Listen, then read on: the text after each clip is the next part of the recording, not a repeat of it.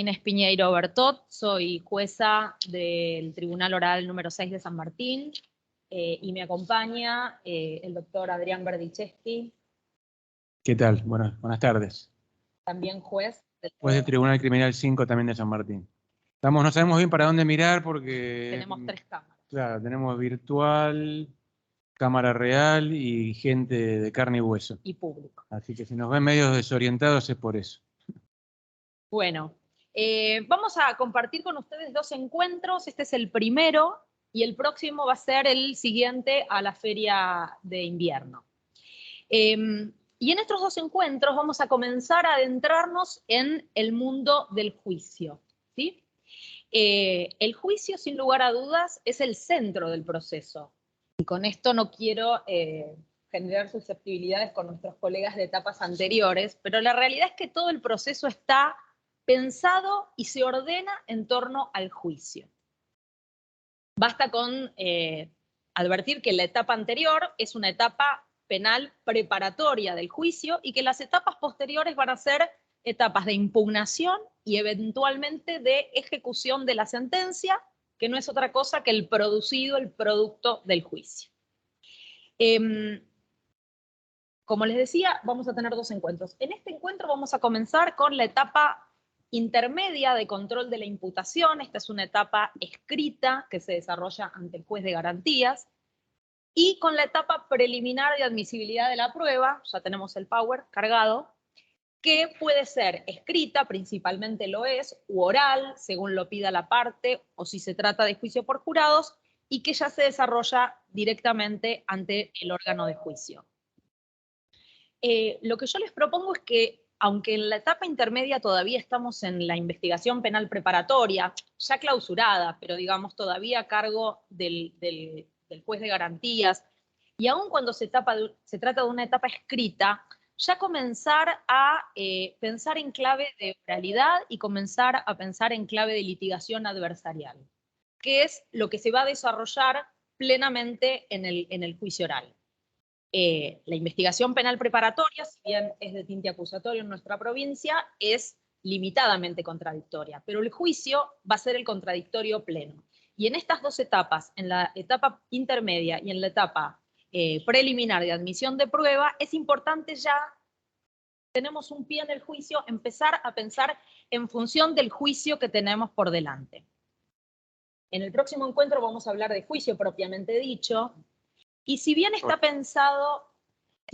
pensados ambos encuentros en función del juicio profesional, y si bien va a haber un encuentro específicamente sobre juicio por jurados, nuestra idea, y ya se lo adelanté a quien está a cargo de la charla de juicio por jurados, es abordar ambos juicios de forma simultánea, porque el juicio por jurados en algún punto es el sistema que más se acerca al paradigma adversarial, y entonces en algún punto también ilumina el proceso profesional y lo nutre.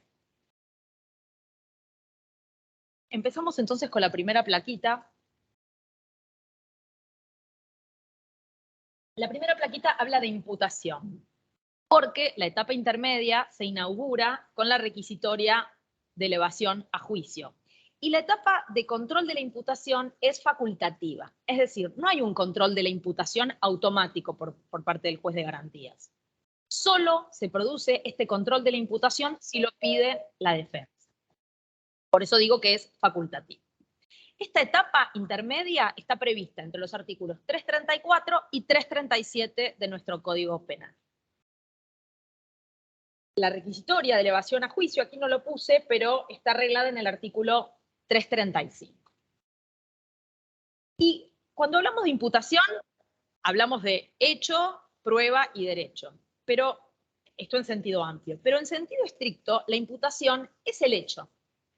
Y el hecho no es otra cosa, pensando en clave de litigación, que la teoría del caso del Ministerio Público.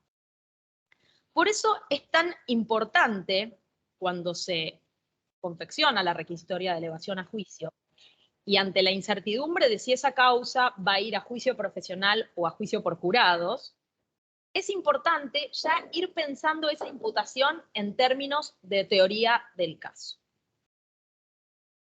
La teoría del caso, y esto es lo importante, tiene que ser pasible de dividirse en proposiciones fácticas. Es decir, una imputación, un hecho, nunca puede ser una abstracción jurídica. Esto es una costumbre muy del derecho continental y también más propia de los juicios profesionales, ¿sí? Pero en los juicios por jurados se puede ver cómo es necesario construir o deconstruir esa imputación, ese relato del hecho, en términos de teoría del caso y dividirlo en proposiciones fácticas. Porque además la teoría, la acusación, el relato del hecho de la acusación, va a ser probablemente el alegato de apertura del juicio. En los juicios profesionales esto se ve mucho. Lo que hace la Fiscalía en el alegato de apertura es nada más y nada menos que la lectura o readecuación o parafraseo del relato del hecho de la requisitoria de elevación a juicio. Y a veces estos relatos del hecho contienen elementos normativos, contienen elementos subjetivos, contienen abstracciones. Bueno, deben contener las menores posibles. Porque, como veremos, no solo es difícil o casi imposible controvertir una abstracción, como también para el juez va a ser mucho más difícil controlar que esa abstracción esté o no probada. Nosotros tenemos que acostumbrarnos a relatar el hecho en proposiciones fácticas y que esas proposiciones fácticas sean, de ese modo, fácilmente controvertibles y también probables, acreditables. Por ejemplo, sí. No. Adelante. ¿Proposiciones fácticas? ¿Como ejemplo? Sí. Iba a dar el ejemplo. Bueno. ¿De qué hablo cuando hablo de abstracción? Exacto, por eso. Gravemente ultrajante, apoderamiento, promoción de la corrupción. Incluso, y quería dar este ejemplo, elementos subjetivos, con claros fines de causarle la muerte. Con claros fines de causarle la muerte y le disparó, X le disparó ahí. ¿Cómo podría la defensa controvertir con claros fines de provocarle la muerte? No, le juro que no quería matarlo. Digamos, ahora, si nosotros esa abstracción, esa normativización, la desagregamos en proposiciones fácticas, podríamos decir, X fue a buscar ahí a su casa, X amenazó de muerte ahí, X efectuó un disparo hacia el abdomen y se movió y le impactó en el muslo. Tendríamos por lo menos 3 proposiciones fácticas que objetivarían el elemento subjetivo. Y estas proposiciones fácticas sí son controvertibles. La defensa podría decir, no lo fue a buscar a la casa, se encontraron casualmente.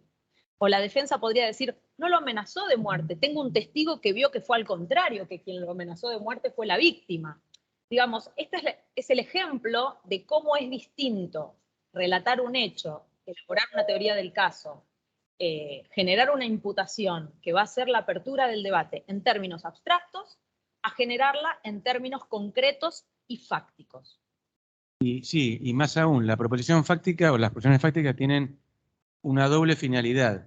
Una es esta, hacer una descripción clara, incorporar todos los elementos que la Fiscalía piensa llevar a juicio. Otra proposición fáctica, lo que dijo María Inés, es tenía un arma de fuego, ese arma de fuego estaba cargada.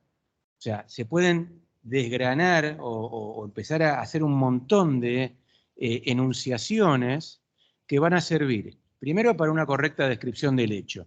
Segundo, para que las abstracciones se conviertan en algo concreto.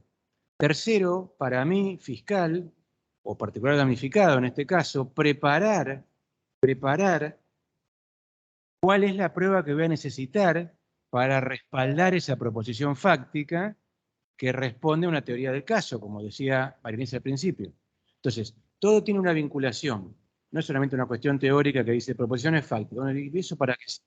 Y sirve para todo esto que estamos diciendo. Para una cuestión de orden de trabajo, para una cuestión de llenar de prueba cada proposición fáctica y para poder describir un hecho de modo acabado. Entonces, esa es un poco la finalidad de teoría del caso, requisitoria, proposiciones fácticas. Sería un poco este el orden, ¿no? Y por supuesto le va a servir a la defensa la defensa va a poder defenderse de algo concreto y no ya de una abstracción, ¿sí? Y cada uno a partir de eso va a estructurar su prueba y cuando veamos en la segunda parte de hoy la admisibilidad de la prueba, también vamos a pensar en eso. También las proposiciones fácticas que forman parte de la teoría del caso van a servir para decir qué voy a llevarle al juez, qué prueba voy a llevarle al juez para que me admita y vaya a juicio.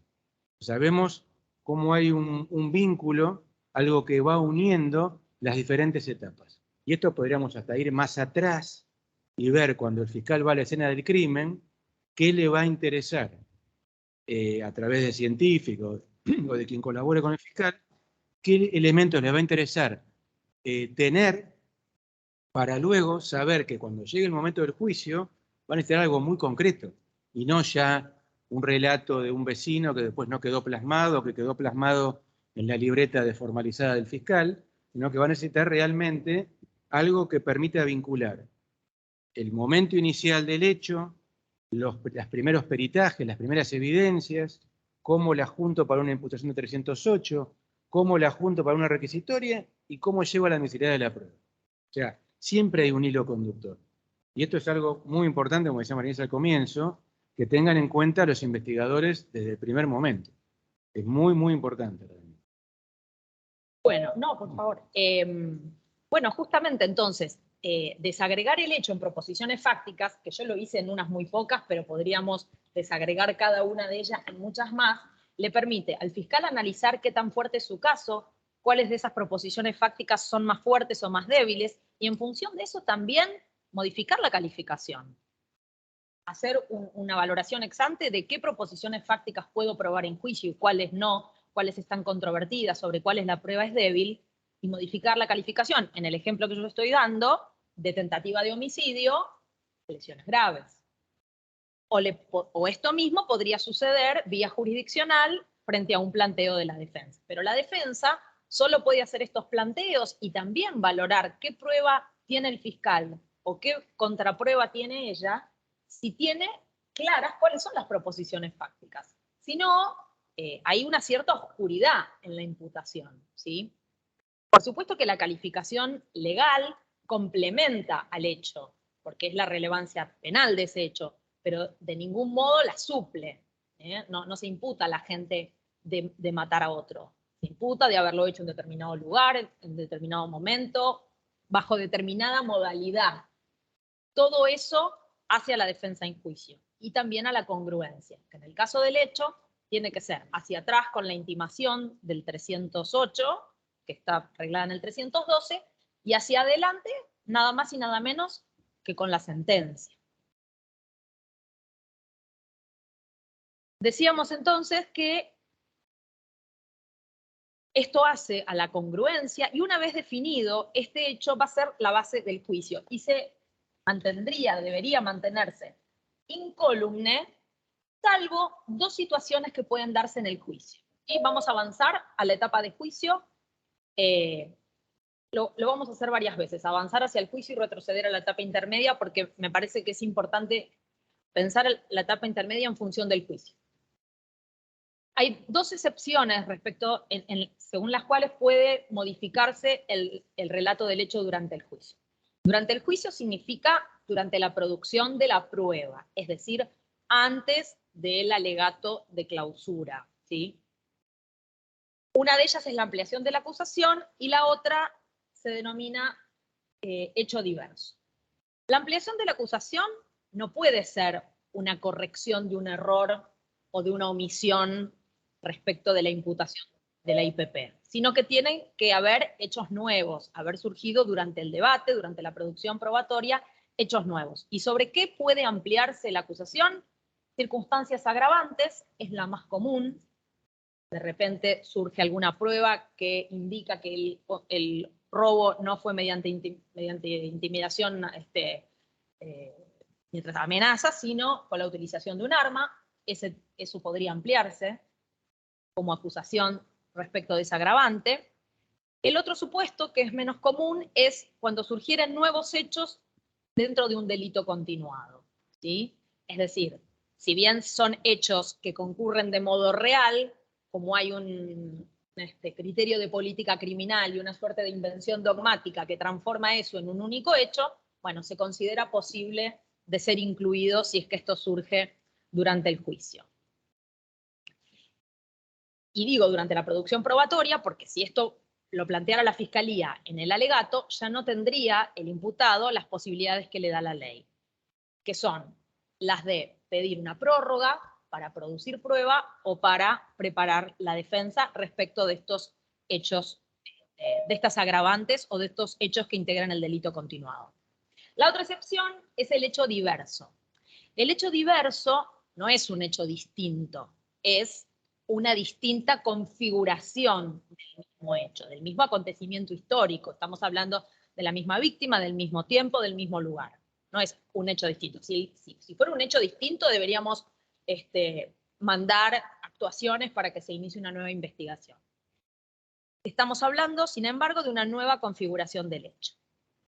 En este caso, a diferencia de la ampliación, que no debe contarse con la conformidad de la defensa, en este caso sí, para que un juez pueda dictar sentencia sobre un hecho diverso, se requiere de la conformidad de la defensa.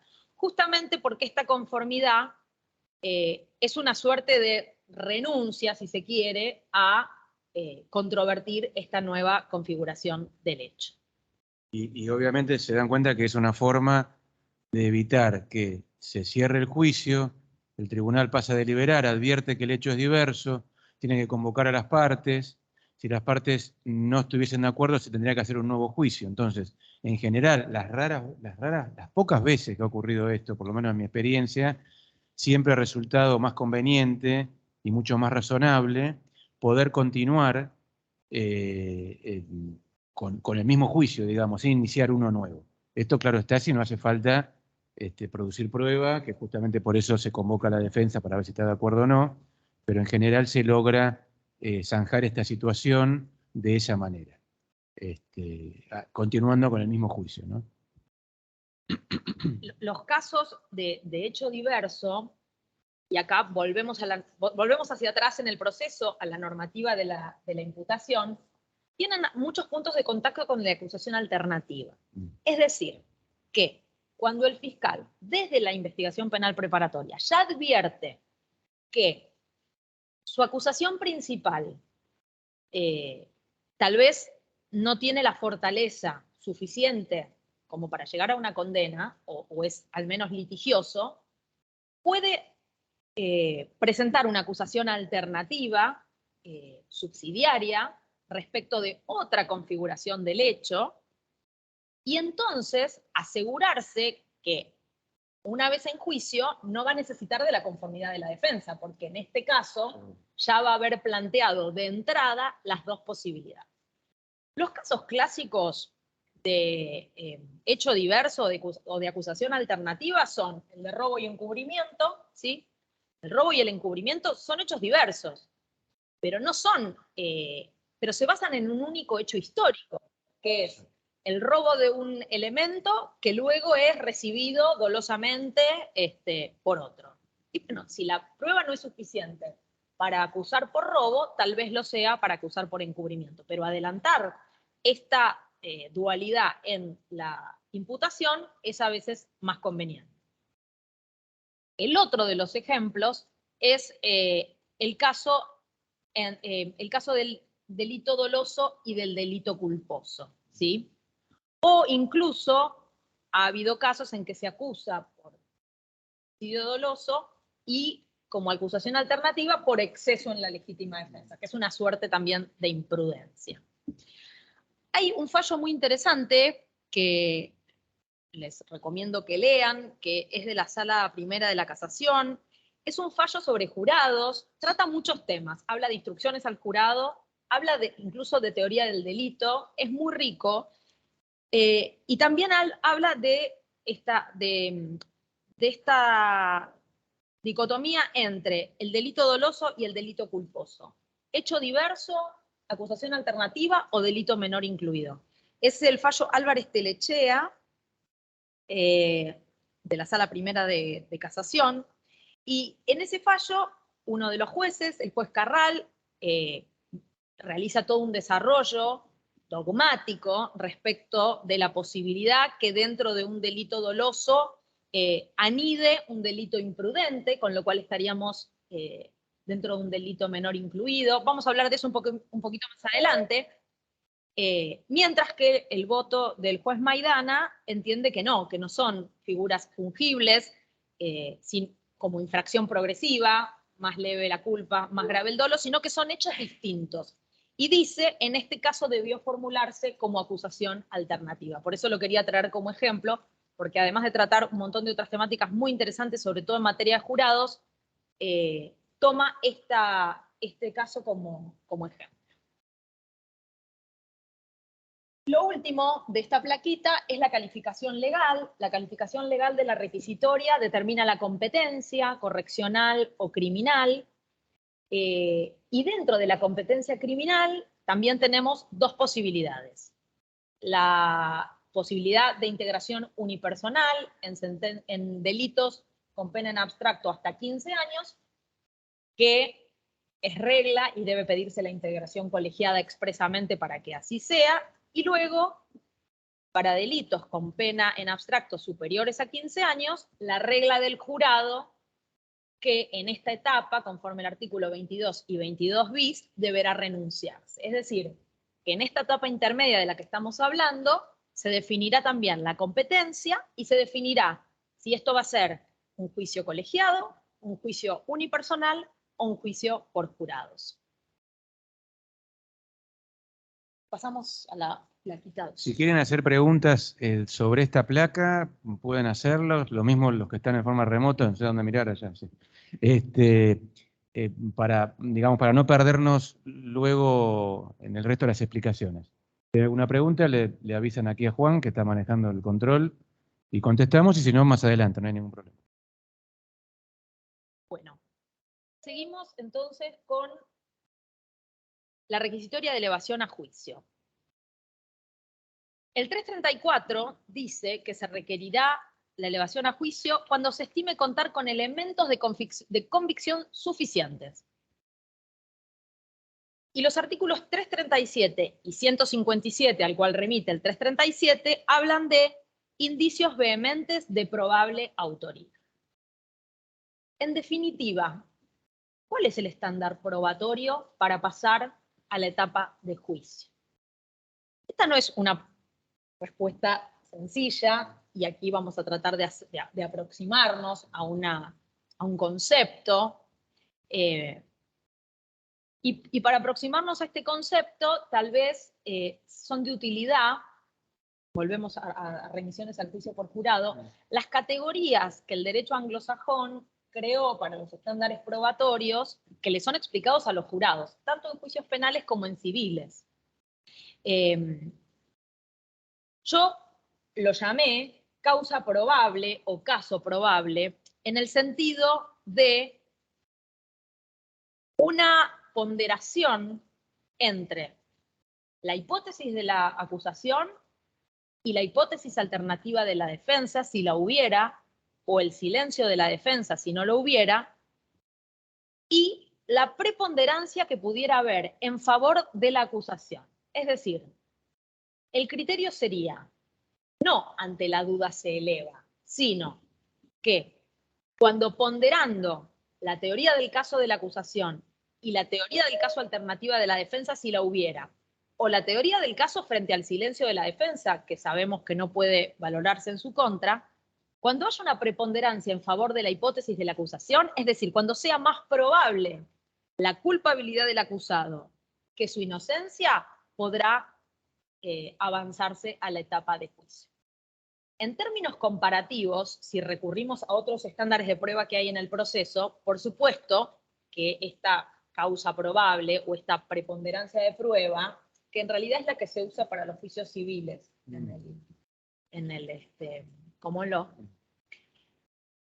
En términos comparativos, por supuesto que esta preponderancia de prueba va a ser menos que la certeza más allá de toda duda razonable que requiere la sentencia. Pero va a ser más que los motivos de sospecha que requiere el 151 para detener y el 308 para llamar a indagatoria. ¿Sí? O sea, aquí podríamos ponerla en un término medio entre la certeza más allá de toda duda razonable y los motivos de sospecha. Porque como es lógico, cada vez que avanzamos en el proceso y cuanto mayor es la injerencia del Estado en el individuo, mayores grados de probabilidad se requieren. Se me ocurrió presentar como ejemplos casos para analizar algunos más extremos y otro más intermedio. Porque esto de la causa probable o del caso probable o de la preponderancia de prueba en favor de la acusación, en algún punto es un pronóstico que hace el juez de garantías en función de una etapa en la que él no va a intervenir. Entonces, el juez hace un pronóstico de condena. El juez entiende que hay mayores probabilidades de condena que de absolución. Y también tomo en esto una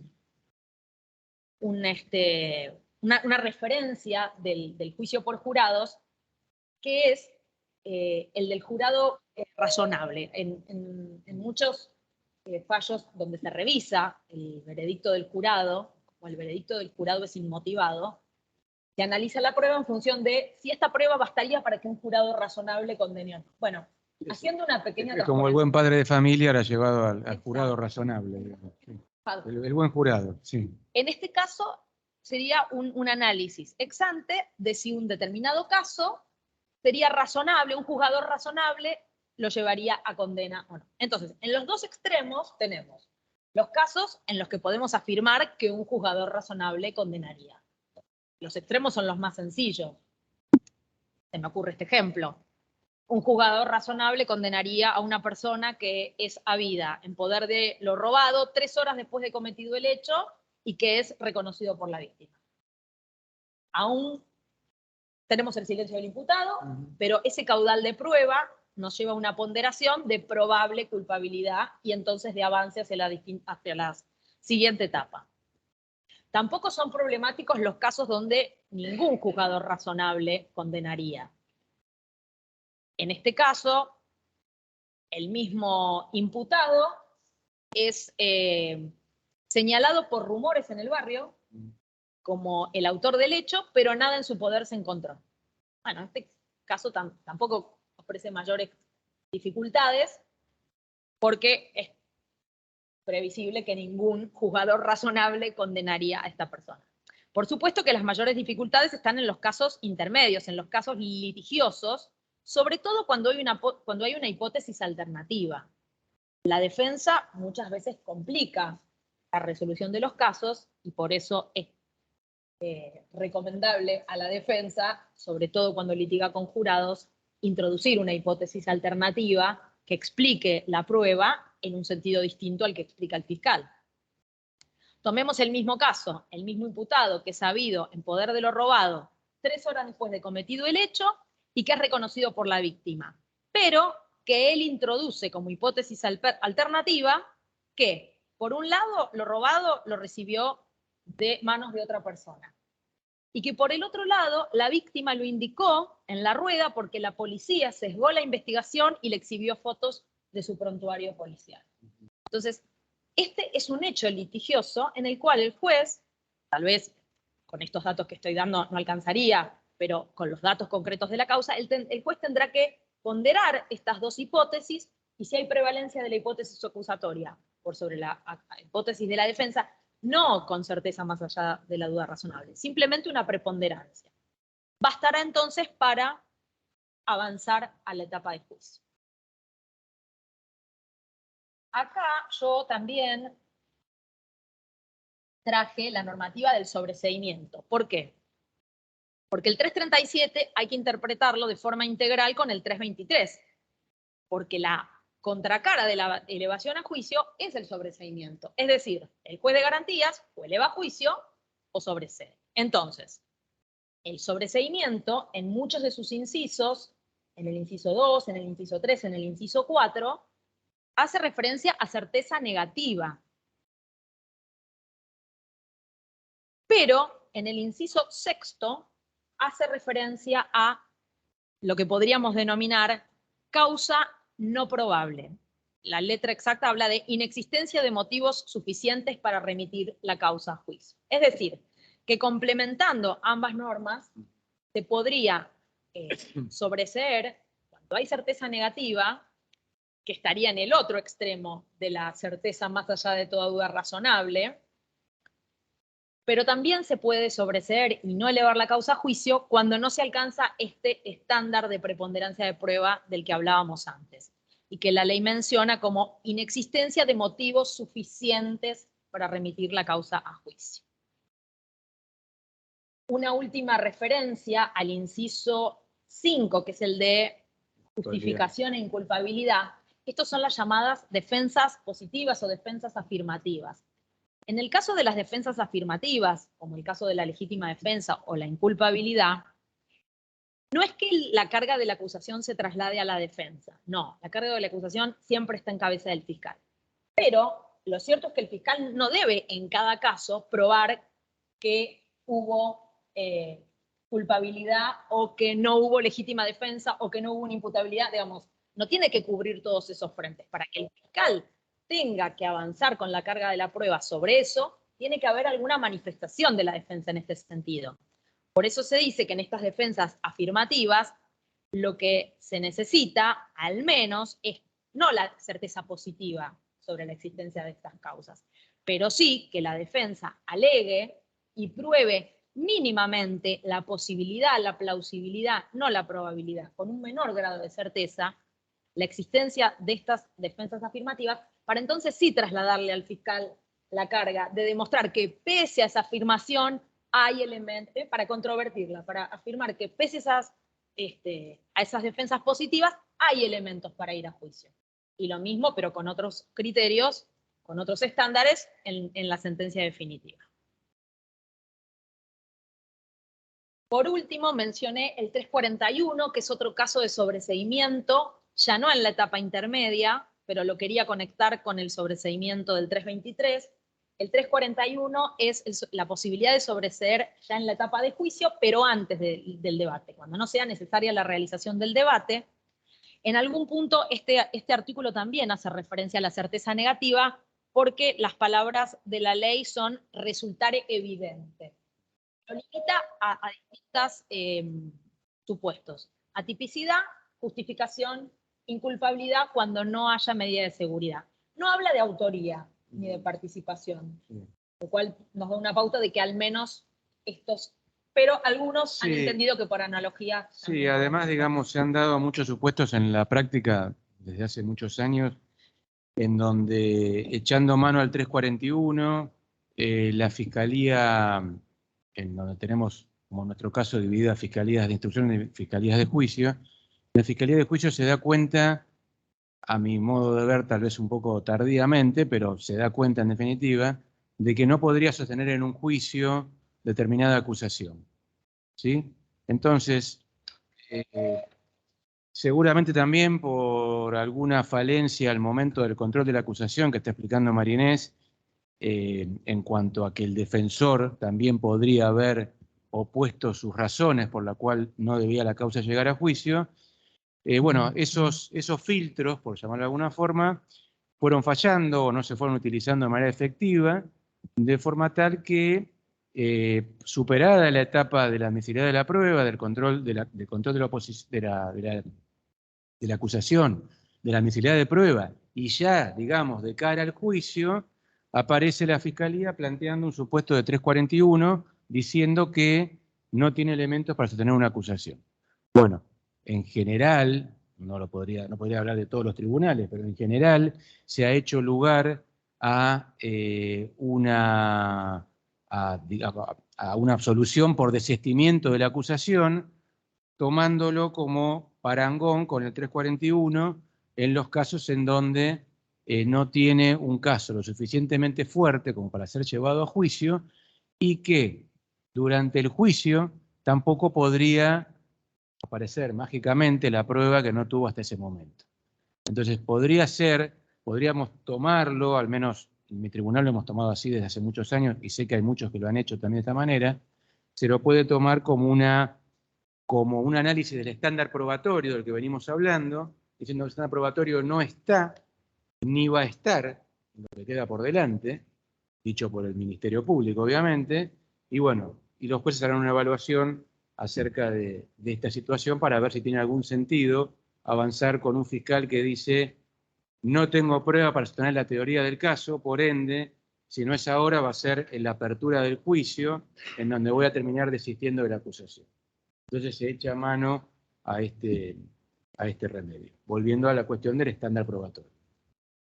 Claro, sí, yo me olvidé de decir que en el 341, en realidad, es antes del debate, pero cuando surgiera nueva prueba. Exactamente. Hechos nuevos, o tal vez hechos surgieron en la instrucción suplementaria. Sí, también. Pero, como bien decías, se hacen a veces aplicaciones analógicas, que en definitiva son in bona parte y no va a haber agravio, porque esto lo está pidiendo el propio Ministerio Público, en cuanto a que se extienden a no hechos nuevos, sino nuevas consideraciones. Una nueva evaluación. Nuevas consideraciones de la prueba, Eso. una reevaluación de la prueba.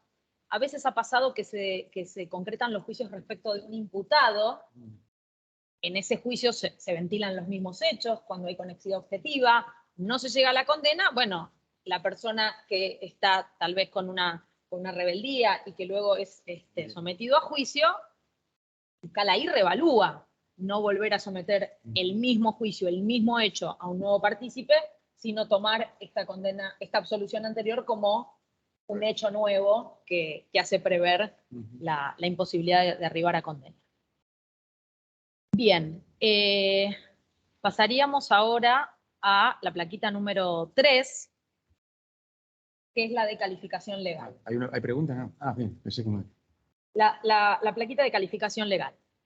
Porque, como veníamos diciendo, en la etapa intermedia, la defensa podría pedir el sobreseimiento, de lo que hablamos recién, estándar de prueba, sobreseimiento, o podría pedir también el cambio de calificación legal. Eso es otro de los pedidos que puede hacer la defensa. Y yo acá mencioné el iuria curianovit porque es el principio según el cual el juez conoce el derecho, pero que tiene sus límites. Y los tiene en esta etapa y los tiene también en la etapa de la sentencia. Por eso van a encontrar alguna referencia a normativa del juicio. Lo primero que es importante decir es que el juez de garantías solo puede modificar la calificación legal cuando esto es relevante para la coerción. Es decir que si el imputado está en libertad o si el imputado está detenido, pero la calificación, una u otra calificación, no va a incidir en la coerción porque ambas son de muy alto monto de pena o porque tiene antecedentes o por el motivo que fuere, en esos casos el juez debería, por imperio del 23, negarse a introducirse en la cuestión de la calificación legal. Esto nos da alguna pauta de que la calificación legal del juez en la elevación a juicio no es vinculante para el tribunal. Que lo que abre el juicio sigue siendo la requisitoria de elevación a juicio. Que sí, probablemente, y no es un tema menor, podrá incidir en la coerción. Obviamente, no es lo mismo llegar a juicio detenido que llegar a juicio en libertad. Pero por fuera de eso, no vincula, no obliga al tribunal la valoración que haya hecho el juez de la calificación. Agrego también la resolución de la Cámara. Tampoco es una cuestión vinculante. El fiscal puede sostener su acusación, como lo hizo antes de que la Cámara cambiara la calificación, e ir con eso a juicio. O sea, eso a esta altura está claro, pero bueno, vale la pena destacarlo, ¿no? Sí, en algún momento se discutía sí, si discutía, era o no, pero hoy en día es prácticamente, bueno, sobre todo con esta modificación, bueno, no sé de cuándo es esta modificación, pero no es de los inicios del Código de Procedimiento. Lo que sí puede el juez, obviamente, es modificar el hecho en beneficio del imputado, que es lo que en general va a pasar, porque esto sería frente a un pedido de la defensa. Y acá viene la cuestión del delito menor incluido, de lo que hablábamos antes. cuando les hice referencia al fallo. Una cosa que me olvidé antes de avanzar. No es vinculante la decisión del juez, como decíamos, pero no deja de ser una pauta importante para que las partes eventualmente negocien una salida alternativa. No deja de ser una referencia para el fiscal y para la defensa. El juez de garantías me bajó esta calificación, ni que hablar, la Cámara la confirmó. Es verdad, no vincula al juez. Pero como decíamos antes, en términos de pronóstico, bueno, si salvo que el juez de garantía y la Cámara sean juzgadores muy poco razonables, en términos de pronóstico ya tenemos una pauta de cuál podría ser la calificación. Para las partes es una pauta de negociación. Decía entonces que el juez puede sí recalificar por un delito menor incluido. ¿Qué es un delito menor incluido? Un recorte del hecho. Un recorte del hecho. Para ejemplificarlo en términos de dogmática, es similar al concurso aparente de leyes por especialidad o por subsidiariedad. Es decir, es delito menor incluido el tipo básico respecto del agravado.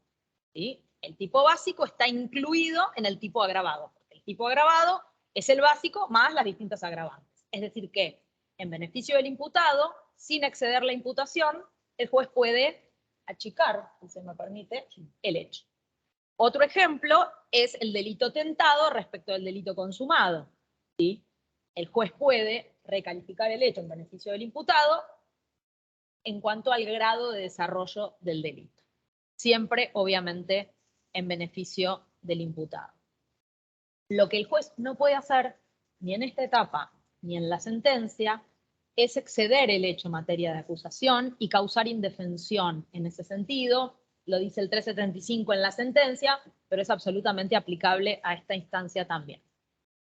Eventualmente, si hubiera una discrepancia insalvable, como dice el 398 en el abreviado, del juez de garantías con la calificación, un hecho que hubiera sido calificado, no sé, como lesiones leves y fuera un homicidio agravado por el homicidio, no, una tentativa de homicidio agravado por el vínculo, siempre le queda al juez, por este u otros motivos, la posibilidad de anular la requisitoria. Pero lo que nunca podría es modificar la calificación en perjuicio del imputado, sorprendiéndolo con esta modificación, yendo más allá de la acusación. Bien. Y pasamos a la plaquita número 4. La defensa, entonces, retomando, puede pedir el sobreseimiento, puede pedir un cambio de calificación, también puede plantear nulidades en esta etapa intermedia. ¿Qué nulidades puede plantear? Cualquiera de las nulidades previstas en nuestro código, tanto las absolutas como las relativas. ¿Sí? Las relativas, en algún punto, pueden ser planteadas hasta esta etapa, siempre hablando de las que se producen en la IPP. Superada esta etapa, las nulidades relativas de algún modo precluyen, ¿sí? Las nulidades absolutas, contrariamente, se pueden plantear en esta etapa, se pueden plantear en la etapa de preliminar de admisión de prueba, de la que vamos a hablar después, y además se pueden plantear durante el juicio, y además pueden ser declaradas de oficio por el juez, ¿sí? De todas maneras,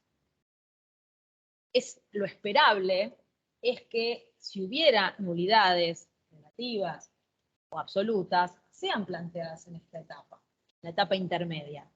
Justamente para que sea el juez de garantías el que excluya esta prueba, prueba que tal vez puede reeditarse, o que eventualmente, si no puede reeditarse, la excluya y valore el caso a la luz de la prueba remanente de esa exclusión, ¿sí? Y también, en el caso de un acto procesal nulo, que sea el juez quien anule este acto procesal, eventualmente lo renueve, porque si cualquiera de estas cosas se planteara en la etapa preliminar de juicio, sobre todo cuando se trata de actos procesales, podrían llevar a la retrogradación a etapas procesales cumplidas, y esto siempre es en desmedro del imputado, ni que hablar si está detenido, ser juzgado en Sí, un y plazo además razonable. en un procedimiento como el nuestro, en donde el juez de garantías es el control de oposición, el control, digamos, de la acusación, y luego pasa al juez del tribunal oral, donde tiene que hacer la admisibilidad de la prueba, también, ahí se daría este problema también. En la etapa de admisibilidad tal vez haya que declarar alguna nulidad que signifique retrotraer el proceso a la etapa anterior, justamente. En otros sistemas, el mismo juez que admite la prueba es un juez distinto del juez de tribunal, con lo cual todavía está en una etapa en donde ese vicio, si es salvable, ¿no?, se puede llegar a reencauzar la cuestión para que llegue a la etapa siguiente sin este problema, digamos, de la causa se eleva a juicio, vuelve de vuelta a la etapa anterior. Entonces también eso tiene que ver con el diseño ya normativo en cuanto a las instancias de los distintos jueces de garantías o de control y los jueces de juicio y quién interviene en cada cosa, ¿no? Entonces también sería una forma pensada ya desde lo procesal o desde la arquitectura procesal, ¿no? Por otro lado, los planteos que se hagan en la etapa intermedia de garantía siempre van a tener el recurso ante la Cámara, También. y aún cuando este recurso fuera adverso, les resta el planteo junto con la sentencia definitiva si ese acto tuviera impacto en la sentencia definitiva. Ahora, cuando esta nulidad se plantea en la etapa preliminar de prueba, esas decisiones solo valen como Reserva de recursos Exacto. en casación. Es decir, que en esta etapa intermedia hay una instancia más de revisión, que es el de la Cámara de Garantías. Como todas las nulidades, sobre todo las relativas, porque en las absolutas el perjuicio en general es evidente, pero en las relativas hay que demostrar el perjuicio, las facultades que la parte que las alega se vio impedida de ejercer.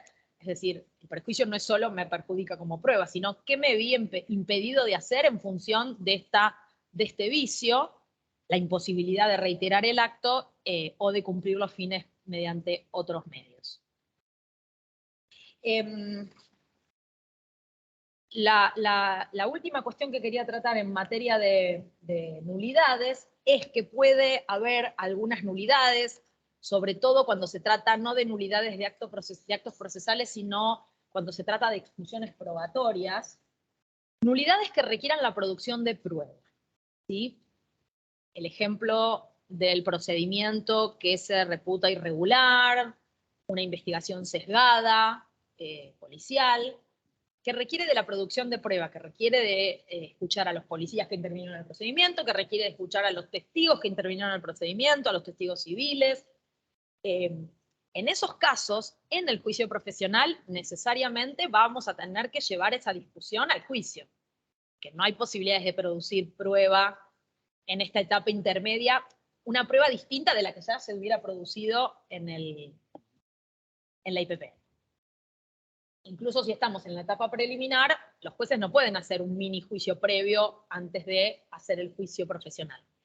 Sí podrían hacerlo los jueces profesionales, el juez profesional que lidere un juicio por jurados, sí podría realizar esta audiencia de prueba para resolver una exclusión probatoria en la etapa preliminar, no de la que estamos hablando ahora, sino en la próxima, para resolver una eventual exclusión probatoria.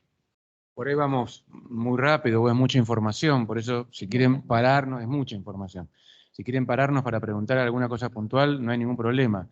Lo que simplemente tratamos a veces con María Inés cuando preparamos la clase es de hacer un panorama lo más amplio posible, el riesgo es que hay mucha información, pero en donde se vea que no son compartimentos estancos las distintas etapas del proceso, y que también es importante, aparte de esta teoría del caso, tener en claro qué tengo como fiscal, cuántos elementos tengo para poder probar. Y a partir de ahí, ver si puedo pasar estas diferentes etapas. Y cuando hay un planteo, por ejemplo, de exclusión probatoria, bueno, las dificultades que se pueden dar. En un juicio por jurado de procedimientos que les acaba de indicar María Inés, en un juicio con jueces profesionales, seguramente la cuestión clásica que es Si la policía hizo un procedimiento con testigos del secuestro o testigos del allanamiento o no, en general los jueces técnicos lo pasamos como parte de la prueba general a la etapa del juicio.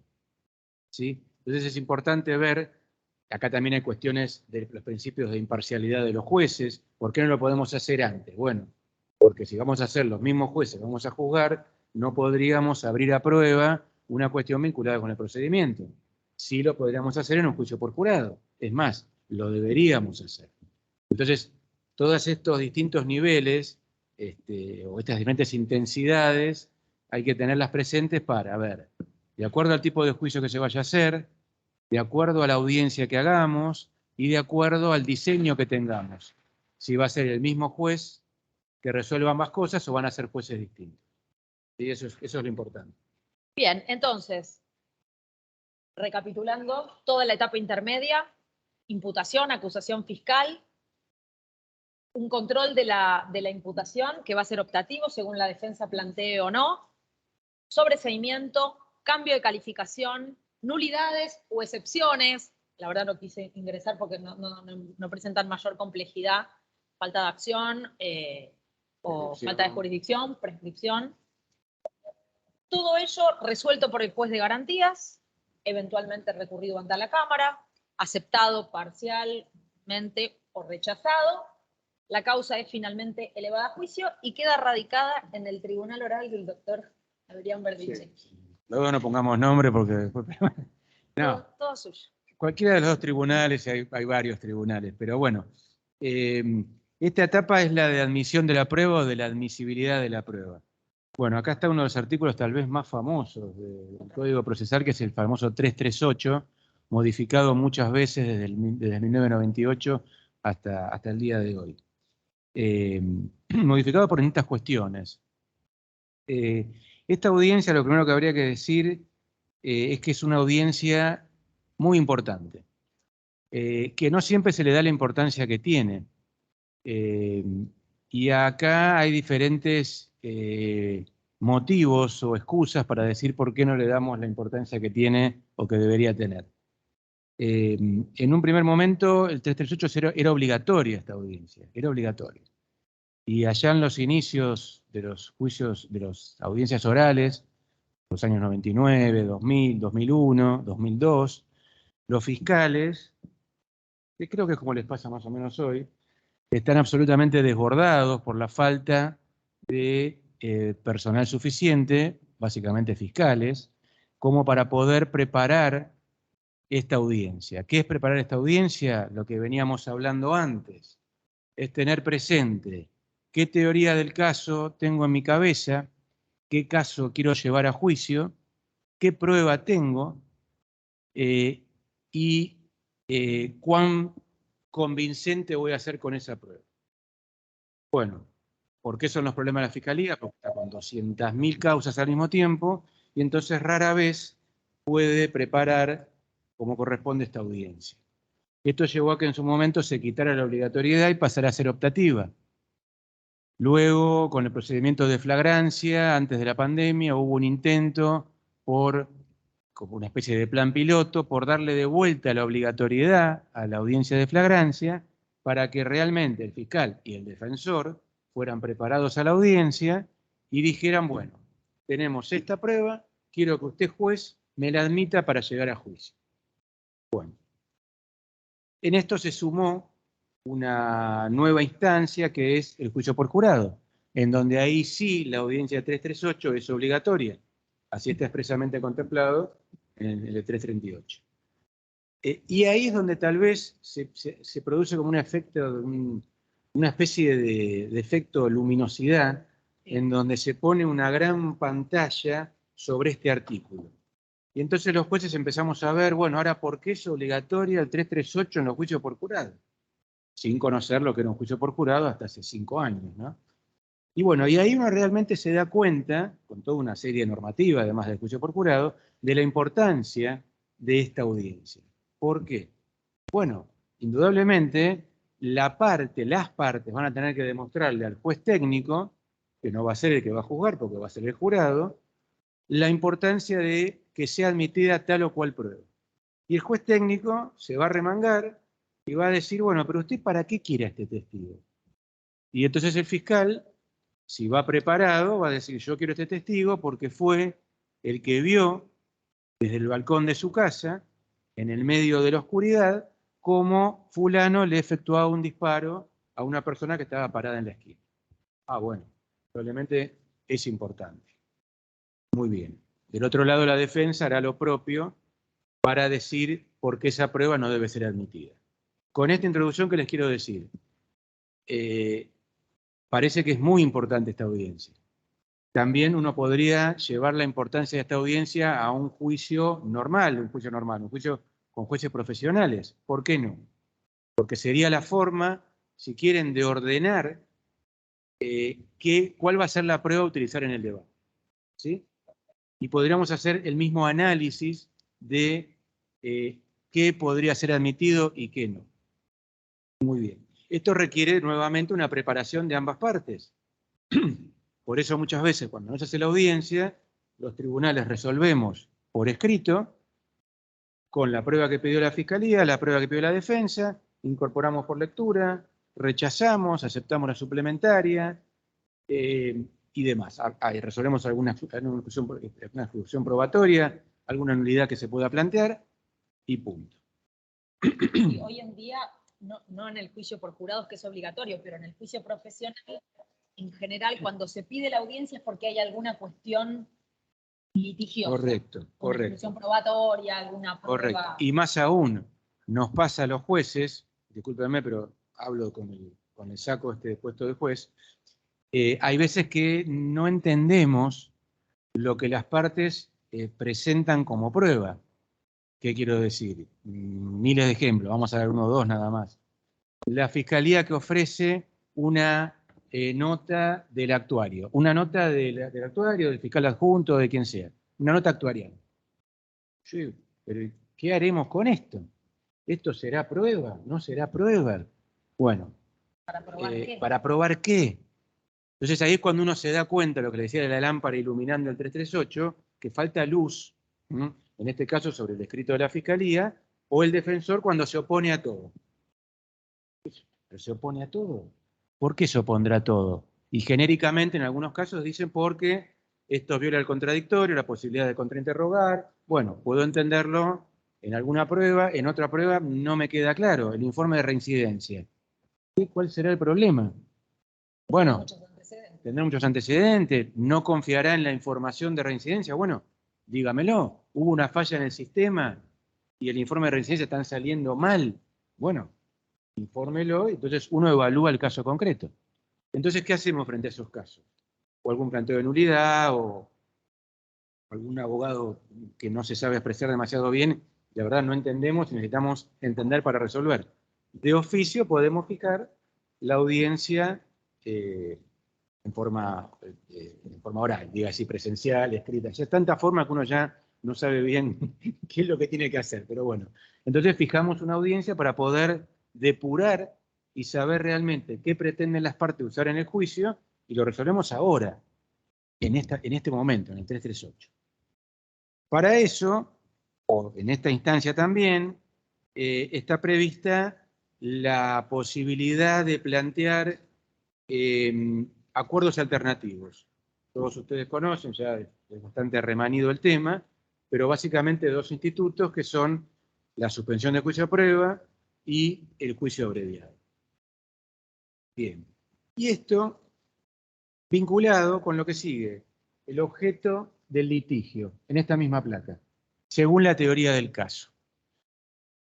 Si como antes hablábamos, el fiscal viene preparado y sabe desde el primer momento qué tenía que hacer cuando vio al muerto tirado en la calle con un orificio en la frente y vincula eso con qué pretende y cómo pretende probarlo en el juicio, bueno, en este momento, el de la audiencia de admisibilidad de la prueba, debería venir con una teoría del caso suficientemente clara como para decir, yo tengo esta teoría del caso y tengo que valerme de determinada prueba, tendiente a demostrar que, volvemos si quieren a las proposiciones fácticas, tendiente a demostrar la existencia del hecho, cómo se configuró ese hecho, qué elementos configuraron esta escena del crimen, cuál fue la participación del imputado y el grado de participación en caso de que hubiese habido más de un imputado.